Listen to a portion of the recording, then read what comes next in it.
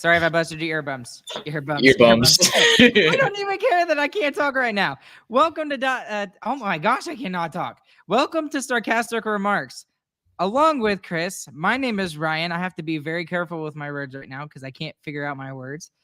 And this is the official Dallas Stars podcast of THPN.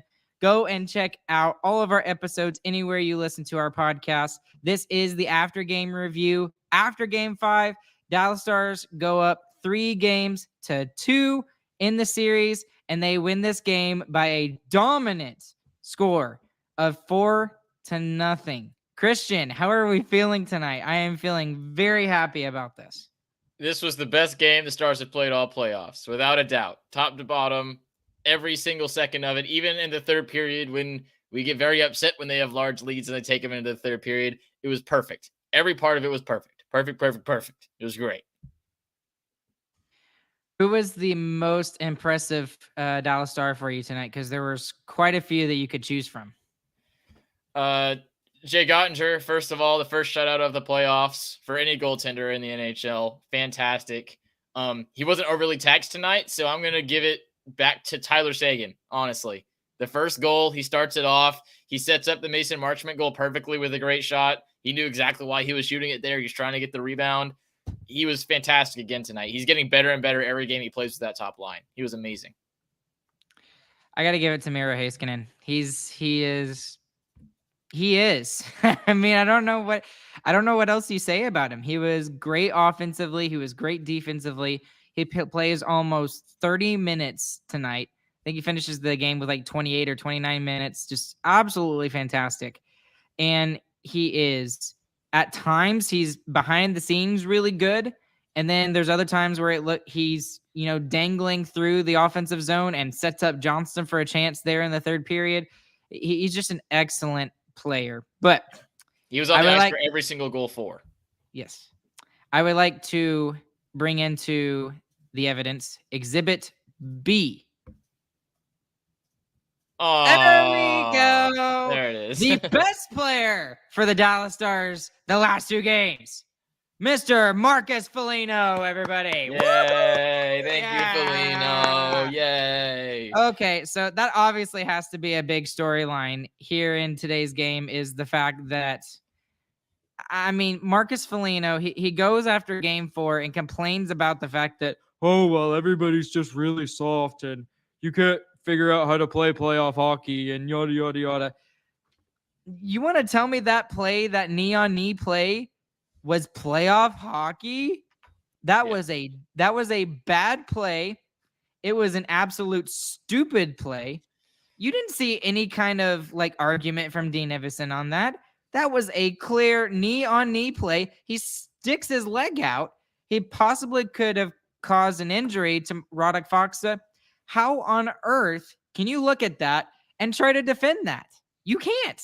You absolutely cannot. And as much as he tried to argue in game 4, which you might be able to argue a little bit because there were some ticky-tacky calls play, you cannot look at that particular play and tell me that was not a penalty. You absolutely cannot. Yeah, and it's a lucky thing that it was more so on Fox's thigh than it was on his knee, or else he would have been severely injured. He probably has a nasty bruise on it. That would be very interesting to see, honestly. But I also want to point out on the TNT broadcast, going after Paul Bissonnette a little bit in the Barstool Sports group, which for some reason hates the Stars on Twitter. He was complaining that it was a 5-minute major. He was like, there was no intent. It doesn't need to be a 5-minute major. You don't have to show intent on 5-minute majors. Exactly. That guy is an NHL commentator on a nationally televised program and a former hockey player, and he doesn't know that rule. That's embarrassing, Paul Bissonnette. I think he does. I just think that he doesn't think it was that bad. You need to go watch my clip. It's on my Twitter. He literally did not know. Yeah, I wish I could play it here so we could hear it and everybody else can hear it, but can't do that because then we'll get in trouble with YouTube and stuff like that with TNT broadcast. But anyway, I mean, when you look at the story of the last 2 games, the Stars have been very good. But for me, the story is Marcus Foligno. It has to be. He is the reason why they lose game 4 because of his stupid penalties, and the Stars take advantage. And then he does a stupid play like this again at the beginning of game 5. At the beginning of game 5, and sets the tone for the entire game. And Minnesota is never able to get their game going tonight. Dallas does. And you just can't take penalties against this Dallas Stars team right now. This team is the second.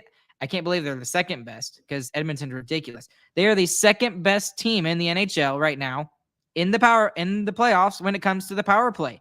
And I think that's another big storyline we need to jump into. 10 of the 16 goals at one point were scored on special teams, 9 of them being on the power play, 1 of them being shorthanded. So you cannot take penalties against the Dallas Stars right now. And that is an excellent weapon to have right now because you're taking advantage of the few opportunities that you get.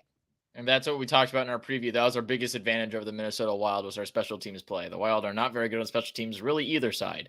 And their style of play, obviously, we've noticed from the past 5 games, they're just trying to rough us up.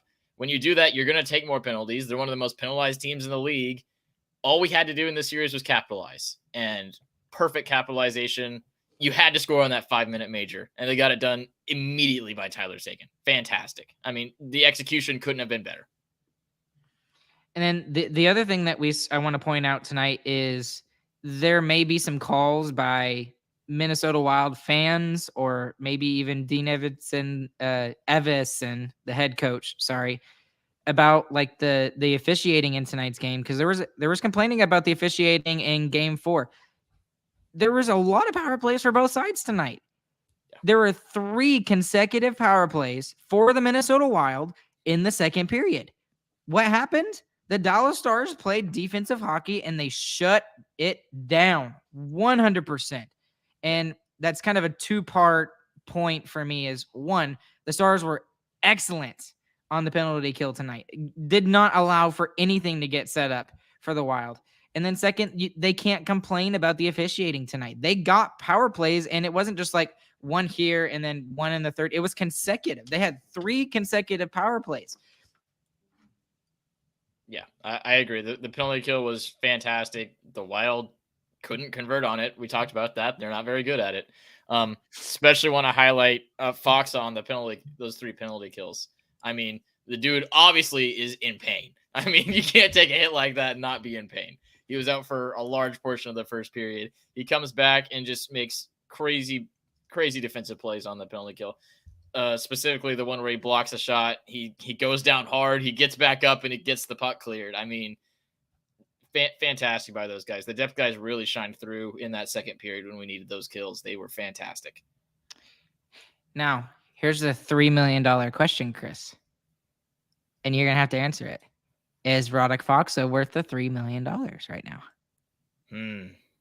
No. Oh, come on. Oh, you're kidding me. I won't go that far. Why you got to ask me that every time I compliment him? Because the guy, he takes a knee-on-knee hit. It was a dirty play. Sticks his leg out, tries to hurt one of our players. He gets an enormous block in one of the power plays. Then after he blocks it, he clears the dang puck. You're telling me that's not worth $3 million right now? He is absolutely worth $3 million right now. In that moment, absolutely agree with you. I'll go with that. I'll stretch that far. At the end of the year, when Radek Faksa scores like a major overtime goal, whenever, you are going to eat your words and you're going to say Radek Faksa is worth the $3 million. I hope so. I will guarantee you. I will guarantee you. I would love that. That will happen. Okay. So I want to tell you guys a little bit about how I was feeling after the second period, because I know we were up 3-0, but who else was up 4-1 last night and lost the game right before? Yes. I was flat out terrified, man. I'm telling you. And of course, if you don't know what I'm talking about the epic conclusion that was game 4 with the Toronto and Tampa Bay series. Tampa Bay was up 4-1 with less than 10 minutes remaining in the third period. I mean, Matthews goes and gets 2 goals. Someone else ties it up to make it 4-4, and then they go and win the game in overtime. I was terrified. I was legit terrified, and I know it's 3 goals. I know it's a 3-goal lead, but it didn't matter. So I'm just curious if you were feeling like that, Chris, or if maybe people in chat, if you can tell me if y'all were feeling that same feeling, because I was terrified. Yeah, the second intermission, I was definitely feeling that. I was like, you can't come out and just play on your heels the entire period, but they didn't do that at all. I mean, they're playing the third period. It was definitely more lockdown than the first 2 periods. Obviously, we're up 3 goals. That should be the case, but it was solid all around. The only mistake I would say was giving up that breakaway. I think it was in the middle of the third period, which was pretty rough. But then a good recovery by Hanley there. But they were doing everything else right. They were clogging up the middle of the ice. They were stretching out and going on breaks whenever we did get the puck out of our own zone. So I think it was a very well played defensive period, especially when Minnesota was just all downhill trying to score that last goal. I want to ask you, I'm glad you brought it up because I wrote this down in my notes, but the really good Hanley defensive play, I need to go back and look at it because I think who was the player that had the breakaway? Do you even remember the Wild player? Was it Zook? I don't remember. It might have been Steele again, honestly. Steele again? Dude, that guy gets breakaways like crazy in this series. Yeah. Anyways, he looked hacked off after Hanley made the play. I need to go back and look at it, so I can't make a definitive statement as to whether I thought that was a penalty or not. I don't know if you saw enough of it, Chris, because I didn't. What did you think? I didn't see enough, but what I saw was just a good stick check. So I think it was a fine play. I thought it was a good defensive play, but I didn't see it very closely either. So okay. All right, let's talk about Oettinger because we briefly mentioned him, but I thought he was really good tonight. He was not what's the word? Mastodonic. I'll steal one from Razor here, but he was way above average here tonight. He was perfect. I mean, he doesn't have to be amazing if he's perfect.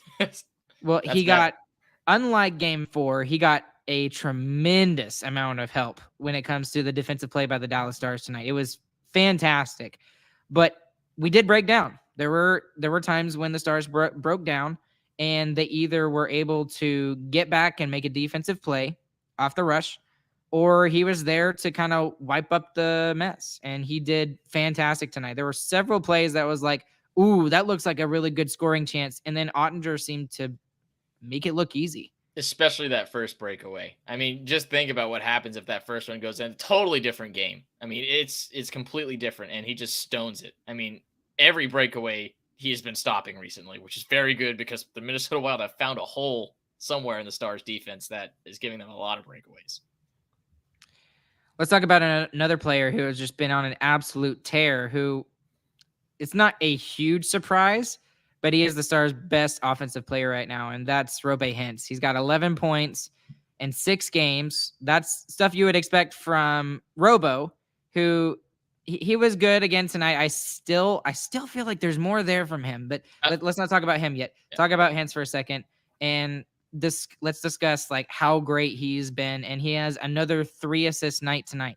Yeah, and his style of play just matches the playoffs so well too. The all-around player that really starts mattering even more when it comes into the playoffs, and he's shown that he is able to get up and down the ice, offensive zone, defensive zone, make big hits, throw his weight around, skate hard. I mean, he's just been amazing. He's been the best player in the entire National Hockey League. And I want to highlight one of the things you said is he's gritty. He's pulled out the grit out of his game tonight, or as the series has gone on too, he's thrown his weight around a little bit. When who was it that went after Miro? There was a hit that was kind of late. Don't remember. And he went after him. I forgot who it was, but he tried to stand up for Miro there and said, "Dude, you're not going to do that again, or I'm going to beat the crud out of you." He has been absolutely excellent, and I think if you look at a complete player, Robo is obviously the most talented when it comes to the offense. He's probably the smartest player on the Dallas Stars roster when it comes to hockey IQ. But you got to look at Hintz and say he is the absolute best all-around player, can play in every single kind of situation, power play, penalty kill. He is absolutely the best skater on the Stars right now. And he's also putting it up with points, like we said earlier, 11 points in 6 games. Yep, absolutely. He's been Or perfect. 5 games, excuse me. But let's talk about Robo for a second. He's not having to be the best player on the ice right now, because I think that Ottinger is taking a mantle of that a little bit, and Miro is doing that, and Hintz is doing that as well. I still feel like that there is another level that we are not seeing out of Jason Robertson right now. And I'm not trying to be critical of him, but we've just seen him do some crazy amazing things in the regular season. And I just feel like we have not seen that in this series yet. Is that fair to say? I'm going to argue that tonight. The rest of the series, I agree with you. And obviously I called for that as well. But tonight he was very good. 1 assist. He had 4 shots on goal tonight. That's better. Yeah. So he played a lot better tonight. I think it was and the bigger thing. Sorry, I'm kind of all over the place on this take. But the bigger thing is he started throwing his weight around too. He took a big hit. He laid a big hit, and he started fighting for ice in the middle, in the slot. There was one play specifically. He had it on the boards, and he just took it to the middle. I mean, he didn't skate around the edge. He didn't look for a pass. He just took it to the middle, took a shot, and that's exactly what you want to see from him. Also, I think this is the team that's going to stop him up the most. I mean, we talked about that a little bit too, but probably the majority of the Minnesota Wild's game plan was to slow down Jason Robertson, and which they've done. They've done a pretty good job, but I mean, he's still putting up some solid points. So he's playing very well still, and I think the next series will absolutely see that get even better. I know you're already talking about the next series yet, Chris, but we gotta stop. If there's a next series, sorry. Yeah, okay, there you go. Okay, I'd much rather prefer that. Knock on wood. Okay, I want to talk about 2 things that popped into my head. The chat is awesome tonight. They're pulling up all of these points that we need to talk about. Mason Marchment, he has slowly been getting better through the series. He was not very good in game 1 or 2. Saw a little bit better defensive play in game 3 and game 4, and then he is able to get on the board tonight with that 3rd goal. And I think that was the goal where I really felt super comfortable with the Dallas Stars going forward. And I know I talked about, 3-goal lead going into the second intermission, yada, yada, yada. But especially when he scored that goal, I was able to relax a little bit more. Yeah, agreed. And I think Domi and Marchment are getting better and better as the series goes on too. They were being physical early on in the series, but they weren't really getting much going. Now it kind of feels like they're kind of getting more consistent chances, and it's just about them falling now. And since they're in that 3rd line spot right now, since Joe Pavelski is out, that's kind of all you can ask for at the moment. We definitely going to need them if we move forward. But there you go. There's the F. Good. But for the situation we're in right now, they're doing very well. Okay, I want to talk about this because I think this is the difference in the series right now for Dallas. Another big reason. Dallas has beaten Kaprizov to a pulp legally.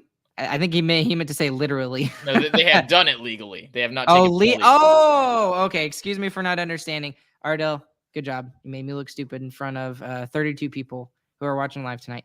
But anyways, that is a big point to this year. I mean, he had the 1 goal he scored once at the beginning of the series.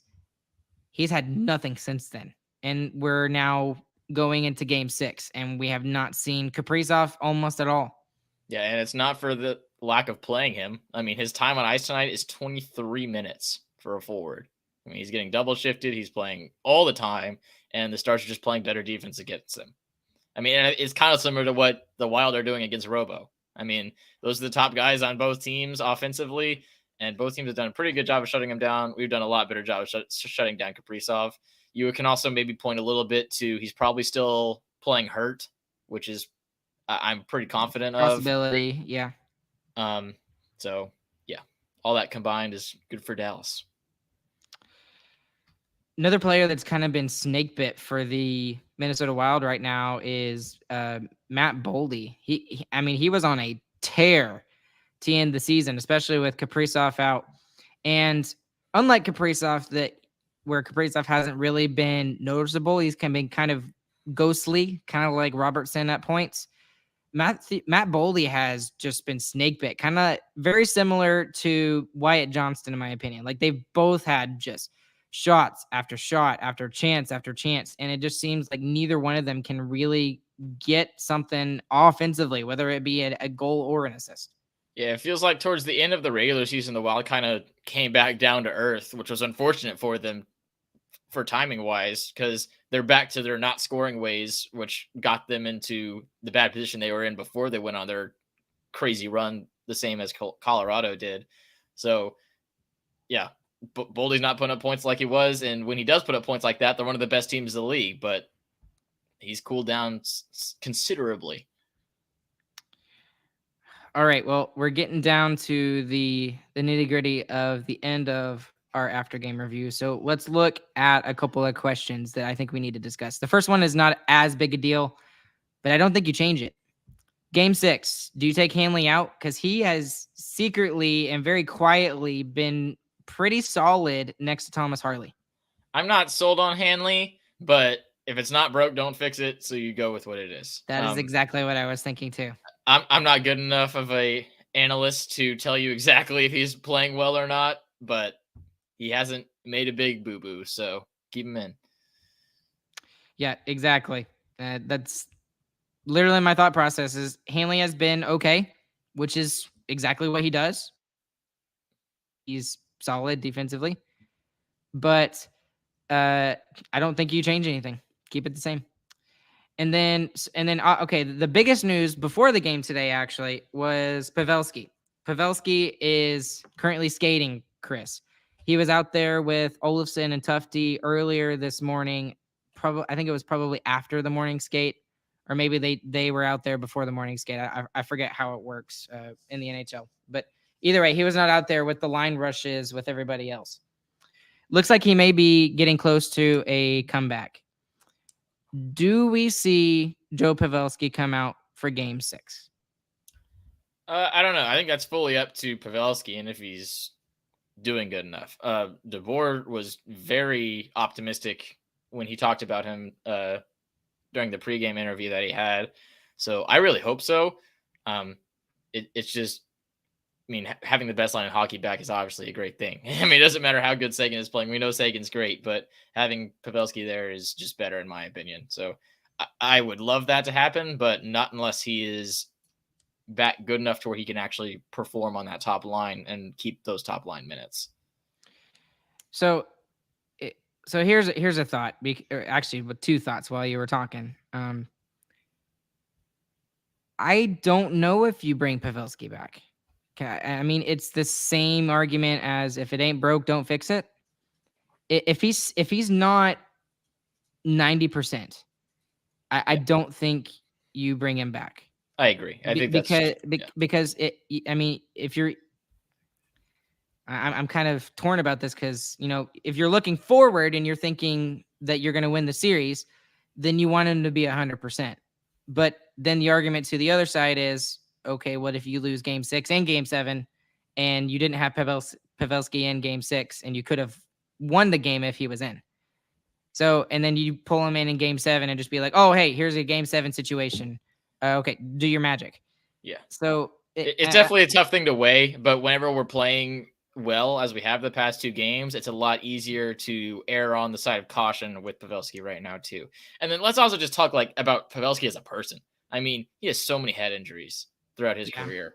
So if he's not fully ready to go and not showing any symptoms of concussions or anything, dude, stay out. I mean, there's some serious stuff that comes with head injuries. So we don't want that to happen again for the rest of the playoffs.